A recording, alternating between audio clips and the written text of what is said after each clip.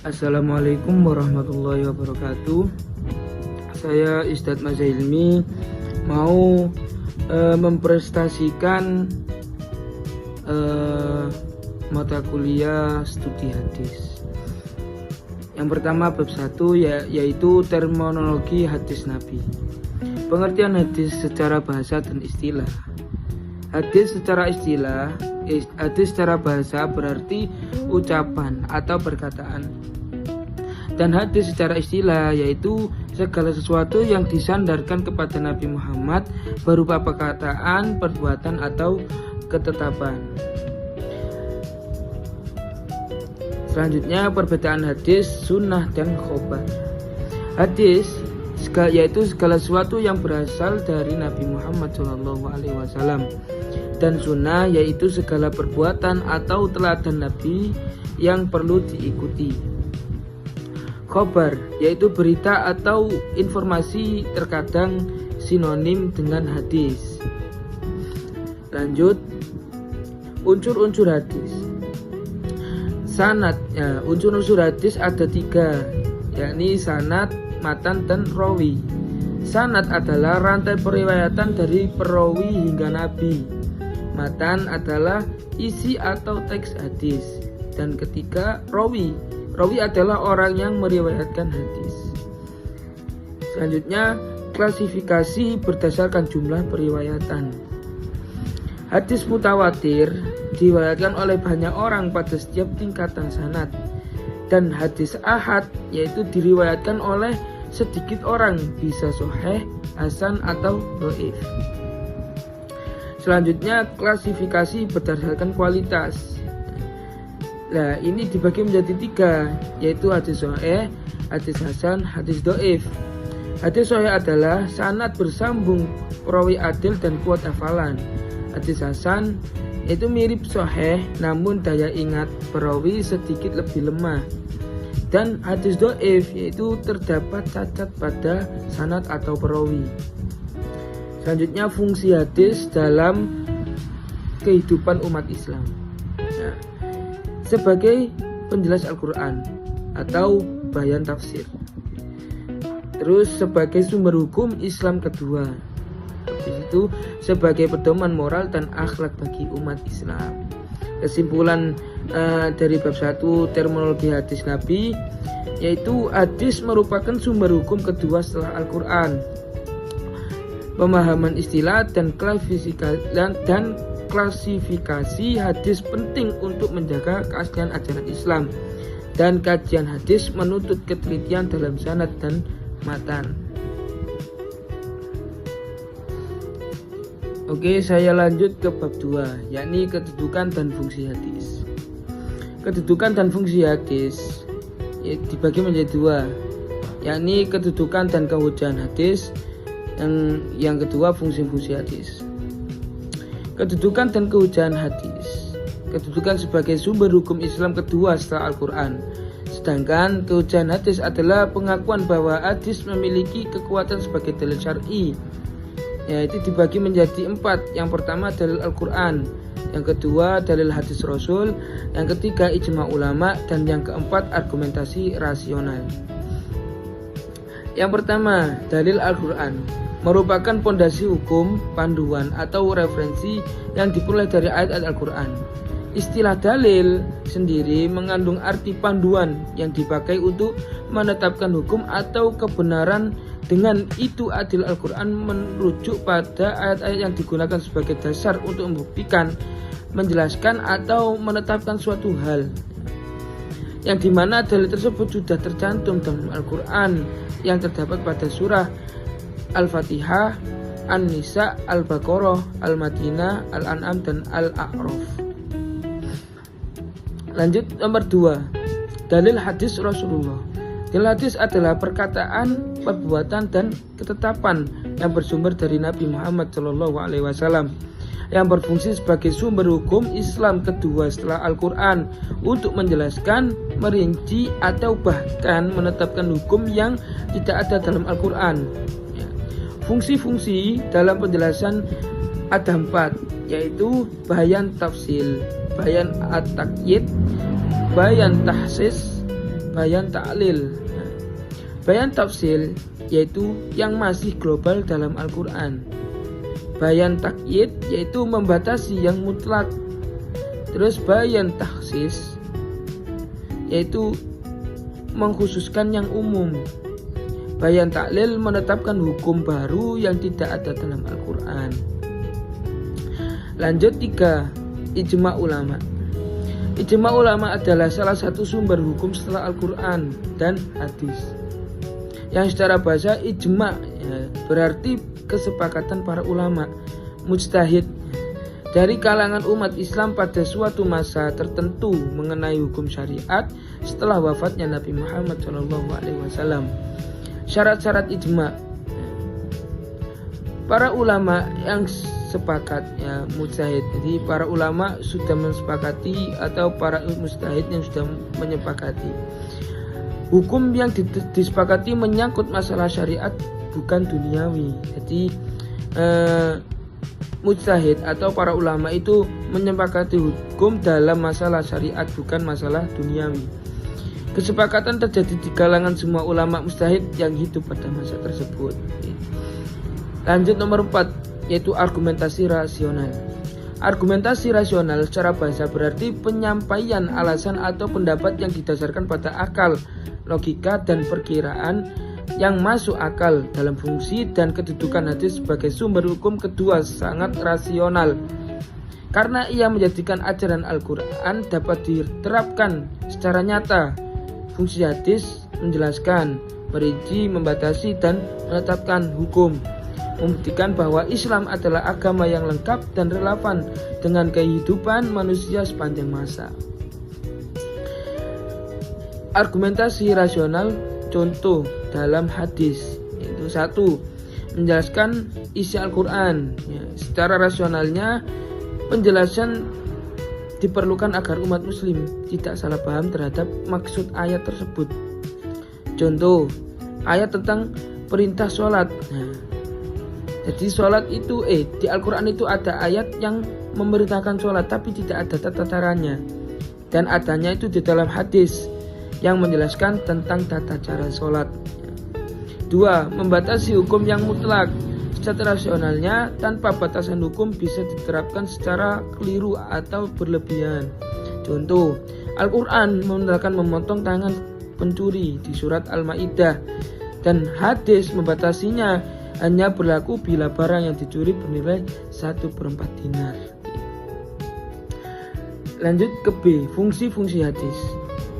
Menjelaskan isi Al-Quran, menegaskan dan menguatkan hukum Al-Quran, menambahkan hukum yang tidak ada di Al-Quran, membatasi hukum yang umum dalam Al-Quran, dan menjadi sumber hukum sendiri selama tidak bertentangan dengan Al-Quran.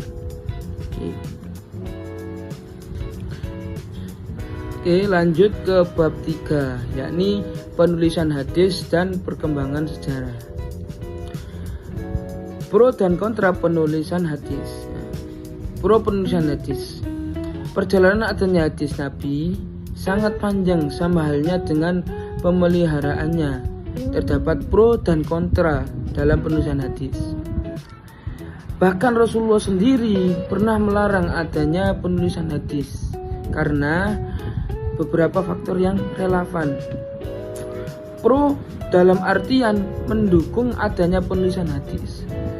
Penulisan hadis sendiri adalah untuk memastikan keutuhan dan kevalidannya sebagai sumber hukum Islam kedua setelah Al-Quran, serta untuk menjaga ajaran Nabi Muhammad SAW dari terlupakan, hilang atau direkayasa seiring waktu, sehingga umat Islam dapat memahami dan mengamalkan Islam dengan benar dan akurat melalui penjelasan dan perincian yang diberikan oleh hadis.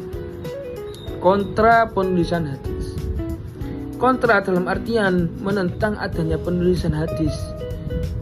Kontroversi penulisan hadis menunjukkan pada adanya hadis yang melarang dan ada pula yang memerintahkan penulisan hadis, yang menyebabkan perbedaan pandangan di kalangan ulama. Nabi Muhammad melarang penulisan hadis pada awalnya karena khawatir akan tercampurnya hadis dengan Al-Quran.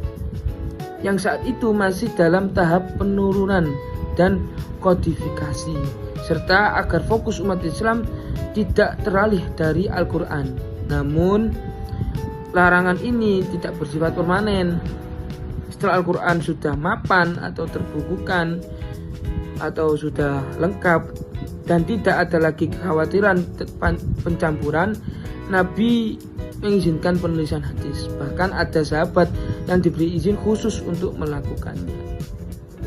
Oke, lanjut dengan menghadapi dua sisi hadis yang tampak bertentangan di atas. Ada beberapa pendapat yang mencoba menyimpulkan kedua hadis kontradiktif di atas, yaitu 1.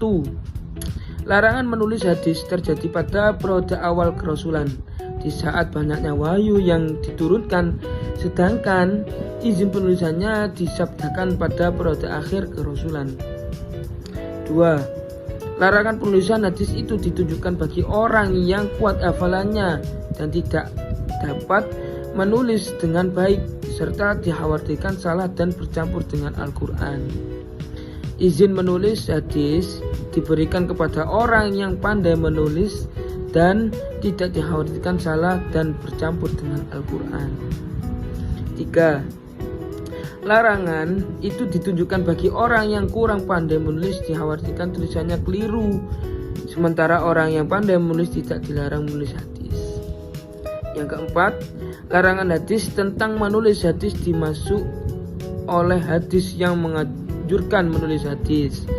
Yang nomor 5, larangan itu bersifat umum, sedangkan izin menulis hadis bersifat khusus, yakni kepada para sahabat yang pandai menulis, sehingga tidak dikhawatirkan akan mencampurkan catatan hadis dengan Al-Quran. Yang keenam, yaitu larangan ditunjukkan untuk dikodifikasi formal, sedangkan izin ditujukan untuk sekedar dalam bentuk catatan yang dipakai sendiri. Yang terakhir nomor 7, yaitu larangan berlaku ketika wahyu masih turun, belum dihafal dan dicatat. Adapun ketika wahyu yang turun sudah dihafal dan dicatat, maka penulisan hadis diizinkan. Lanjut ke kriteria kredibilitas hadis. Ketersambungan sanad. Harus ada ketersambungan sanad antara perawi hingga Nabi Muhammad SAW. Dan perawi yang adil, yaitu perawi harus memiliki integritas dan kebenaran dalam meriwayatkan. Terus perawi yang dobit, perawi harus memiliki gaya ingat yang kuat dan akurat. Terus yang tidak ada syadz. Hadis tidak boleh bertentangan dengan riwayat yang lebih kuat.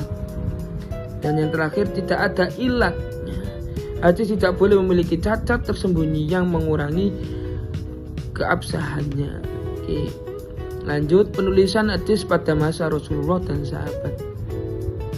Pada masa Rasulullah, hadis belum mendapat perhatian khusus dalam penulisan. Para sahabat lebih fokus menghafal dan menulis Al-Quran.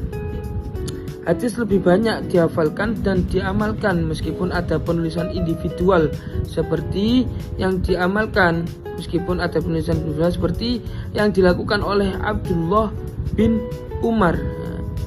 Di akhir hayat Rasulullah, pola dakwah berubah menjadi tulisan. Setelah sahabat pandai menulis dan membedakan firman Allah dengan sabda Nabi, tulisan hadis mulai marak, mulai terkenal, mulai viral. Nabi berwasiat ini, aku tinggalkan 2 perkara yang kamu tidak akan tersesat apabila berpegang pada keduanya, yakni kitabullah, Al-Quran, dan sunnah nabinya. Hadis HR Malik bin Anas. Rasul SAW pada masa awal ini, Nabi Muhammad setidaknya memberikan beberapa kebijakan terkait dengan penulisan hadis. Di antaranya 1, Rasulullah memerintahkan kepada para sahabat untuk menghafal dan menyampaikan atau menyebarkan hadis-hadisnya. 2, Rasulullah SAW melarang para sahabatnya untuk menulis hadis untuk menjaga kemurnian ayat-ayat Al-Quran. Yang ketiga, Rasulullah SAW memerintahkan sahabat untuk menulis hadis-hadisnya. Selanjutnya, penulisan hadis pada masa kodifikasi. Kodifikasi hadis atau al-tadwin adalah proses mengumpulkan dan menyusun hadis ke dalam satu buku. Nah, proses ini bertahap, dimulai dengan pengumpulan lembaran penulis tertulis dan hafalan.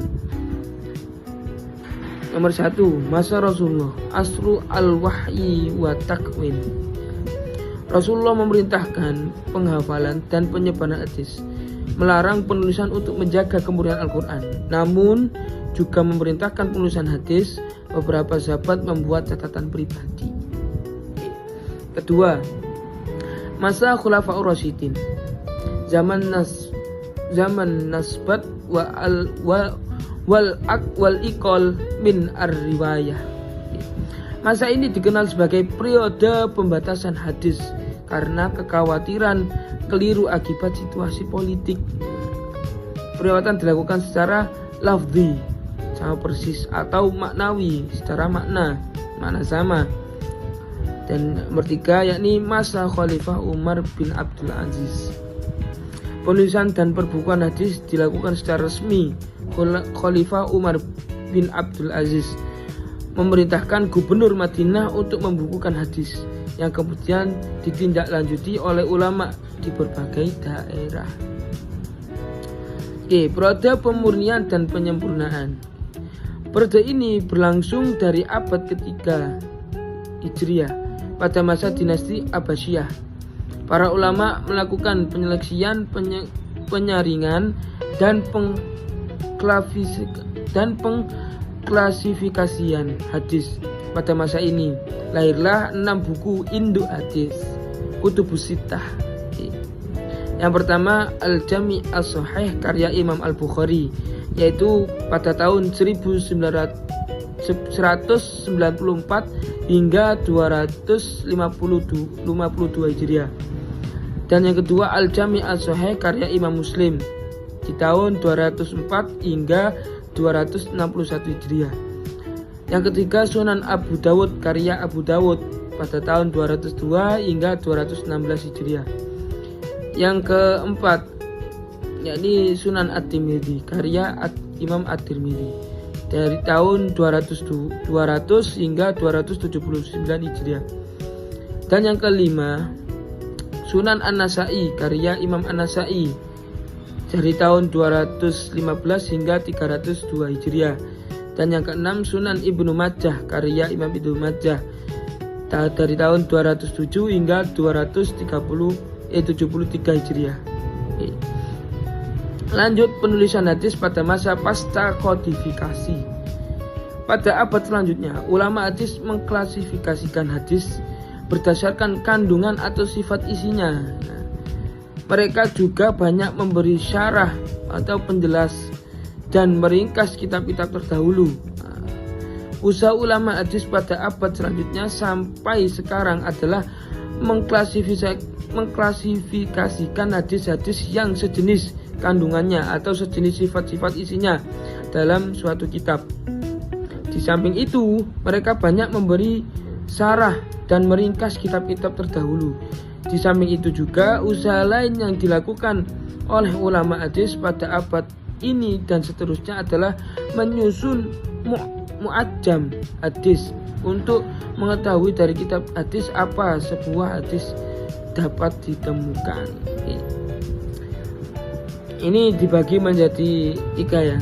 Kitab indeks hadis dibuat untuk memudahkan pencarian hadis seperti Al-Mu'jam Al-Mufarras li Al-Fas Al-Hadis An-Nabawi oleh Wenig dan Wensing. Yang kedua, kamus hadis. Muncul kamus-kamus khusus kajian hadis dalam ilmu gharib al-hadith. Yang ketiga, kajian komprehensif. Kajian hadis meliputi sebagai aspek dari sanad hingga matan hadis, membantah tudingan bahwa ulama hanya meneliti sanad. Kesimpulan bab 3, yakni penulisan hadis dan perkembangan sejarah, yakni para sahabat menjaga dan menghafal hadis dengan akurat melalui penghafalan, perekaman, dan praktik. Penghafalan melibatkan pendengaran dan pembahasan perkataan Nabi. Perekaman dilakukan oleh sahabat yang mampu menulis. Dulu merekamnya dengan menulis. Perekaman dilakukan sahabat dengan yang mampu menulis. Praktik adalah pengalaman ajaran Nabi. Perjalanan pembukaan hadis berlangsung konkret, mewujudkan impian sahabat agar hadis menjadi pedoman, tuntunan, serta menjelaskan terhadap permasalahan, kaidah, dan hukum yang belum terjelaskan dalam Al-Quran. Pembukuan hadis melewati beberapa periode, Pra-Khulafa Ar-Rasyidin abad 2 dan abad 3 Hijriah hingga periode modern tahun 656 Hijriah sampai sekarang, dengan penyebaran periwayatan dan munculnya lembaga hadis. Oke, saya lanjut ke bab 4, yakni ilmu hadis, riwayah dan diroyah. Pendahuluan. Ilmu hadis adalah cabang ilmu Islam yang membahas segala hal yang berkaitan dengan sabda, perbuatan, dan ketetapan Nabi Muhammad SAW. Sejak zaman Nabi terjadi perdebatan terkait penulisan hadis. Kodifikasi secara formal baru dilakukan pada masa Umar bin Abdul Aziz. Hal ini penting untuk menjaga keaslian hadis dari penyebaran hadis palsu dan ketidaktepatan penyampaian. Lanjut, pengertian ilmu hadis. Pengertian ilmu hadis secara umum. Itu ilmu hadis adalah ilmu yang mempelajari isi atau teks hadis matan, jalur periwayatan yang dimaksud dengan sanad, keadaan para perawi, serta cara memahami, menguji, dan mengamalkan hadis.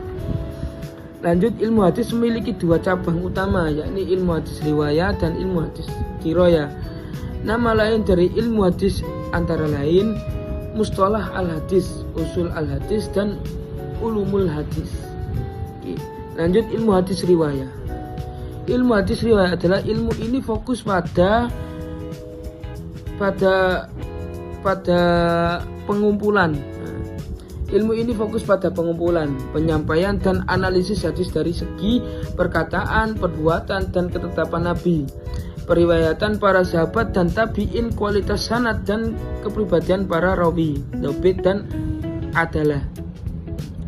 Manfaat ilmu riwayah: menentukan keaslian hadis, sahih, hasan, dhaif, atau maudhu, menjaga kemurnian ajaran Nabi, membentuk karakter kritis bagi penuntut ilmu.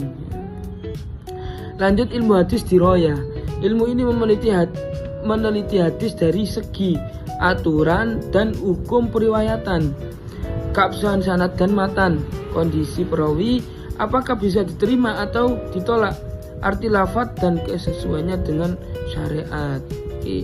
Lanjut, manfaat ilmu diroyah: menentukan hadis yang makbul, diterima, atau mardud, ditolak, menafsirkan hadis yang samar atau global, menjadi alat bantu dalam memahami Al-Quran, menyeleksi hadis dhaif dan palsu. Kesimpulan dari bab 4, yakni ilmu hadis riwayat dan diroyah. Yakni kesimpulannya, ilmu hadis tidak hanya tentang menghafal atau menulis, tapi juga mencakup pengkajian kritis terhadap isi, sanad, dan periwayatan. Ilmu riwayah menekankan jalur penyampaian dan kualitas perawi, sementara diroyah menyoroti isi dan aturan penerima hadis. Keduanya saling melengkapi dalam menjaga orisinilitas ajaran Islam. Oke, saya lanjut ke bab 5, yakni cabang-cabang ilmu hadis. Dua penting ilmu hadis, yakni ilmu hadis riwayah tentang periwayatan hadis, sanad, dan matan. Terus ilmu hadis diroyah tentang penilaian kualitas hadis. Cabang penting ilmu hadis, yakni rijal al-hadis, jarh wa ta'dil, i'lal al-hadis, gharib al-hadis, nasakh dan mansukh, asbab dan wurud, mustalah al-hadis. Rijal hadis yaitu biografi perawi, jarah wa ta'dil yaitu kritik kredibilitas perawi, i'lal hadis yakni mendeteksi cacat tersembunyi. Terus gharib al hadis yakni memahami kata sulit, dan nasah dan mancu yakni hadis yang saling menghapus. Asbabul wurud yakni sebab munculnya hadis. Yang terakhir mustalah al hadis yakni istilah teknis klasifikasi. Lanjut, ilmu rijal hadis yakni ilmu yang membahas perawi hadis, baik dari sahabat, dari tabi'in maupun dari angkatan-angkatan sesudahnya. Terus ilmu jarah wa ta'dil, ilmu menerangkan tentang hal cacat-cacat yang dihadapkan para perawi dan tentang para di keadilannya, ya. Terus ilmu i'lal al hadis, ilmu yang menerangkan sebab-sebab yang tersembunyi, tidak nyata yang dapat merusak hadis. Menurut Syekh Manan Al-Ghattan bahwa cara mengetahui i'lal hadis adalah dengan pengumpulan beberapa jalan hadis dan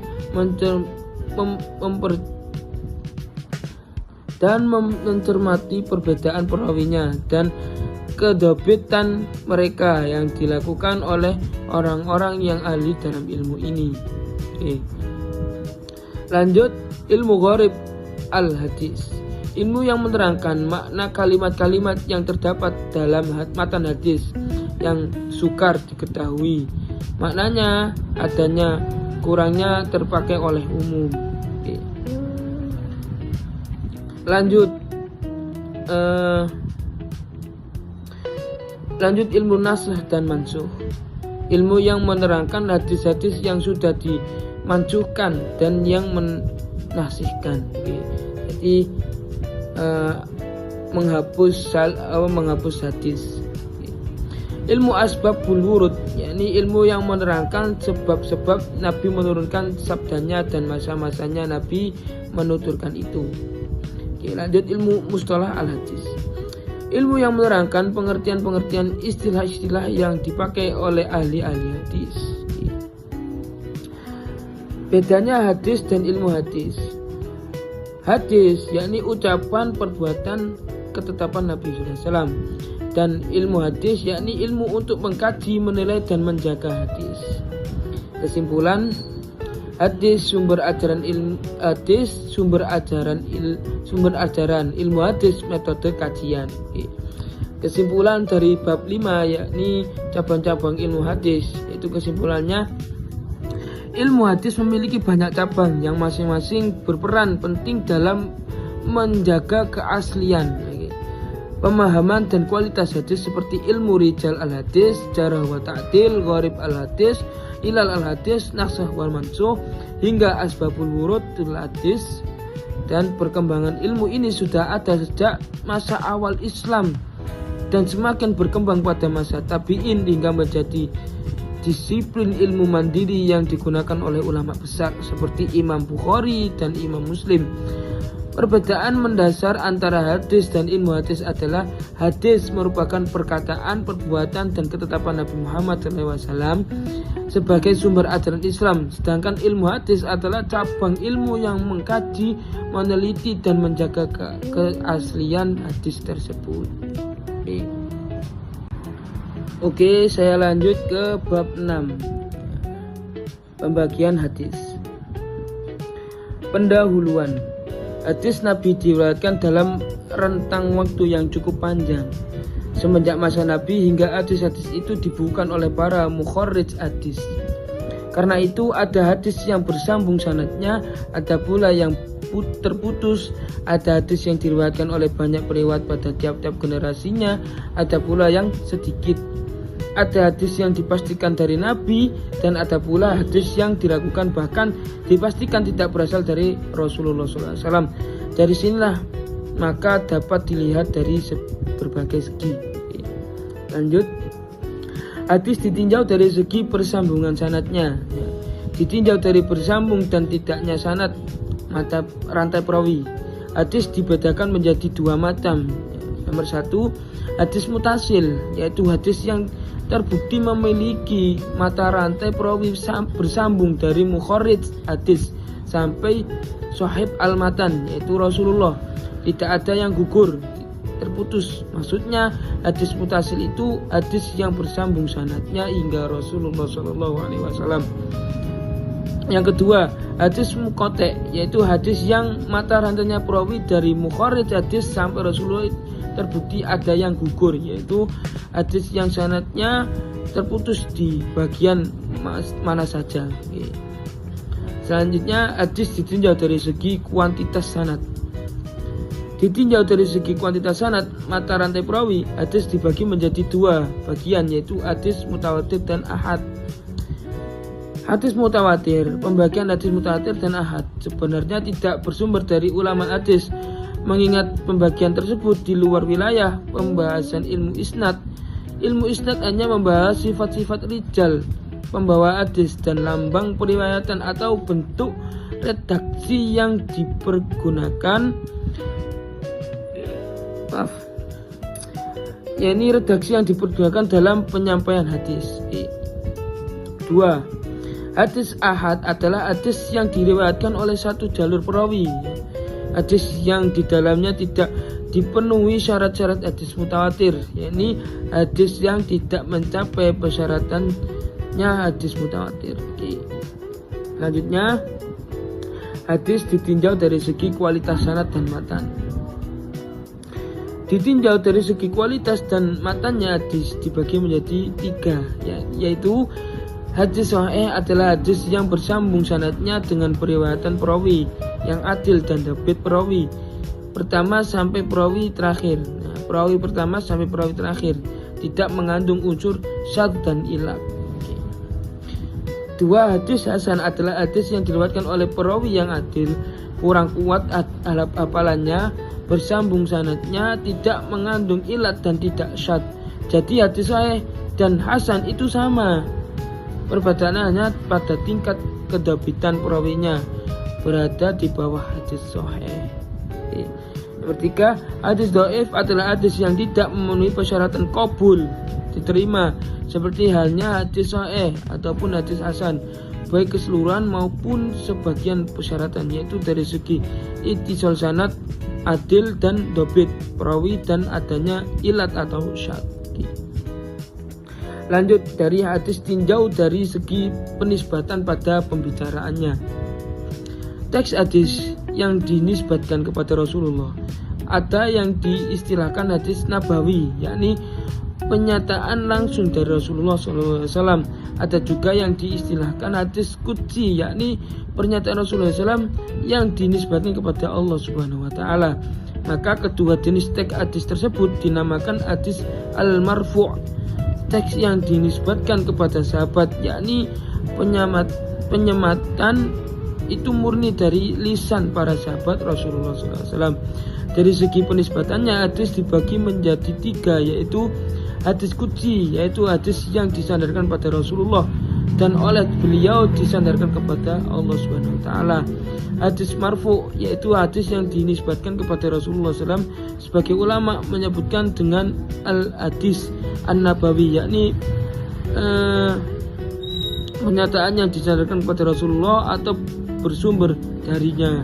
Yang ketiga, hadis mauqu', yaitu hadis yang dinisbatkan kepada sahabat atau pernyataan yang murni dari lisan para sahabat Nabi SAW.